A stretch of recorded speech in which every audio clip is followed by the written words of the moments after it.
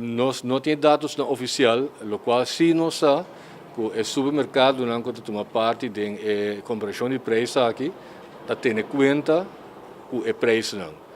Você mira, por exemplo, no começamento, se você tem um por exemplo, que estava de 6 lugares, é de 2 lugares, chegando ao primeiro lugar.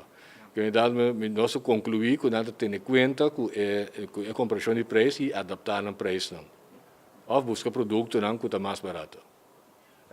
Essa também dá um tipo de confusão, por exemplo, você não está comparar marcas, sino, por exemplo, se você está comparar cornflakes, está Tour cornflakes, você está comparar a mesma coisa.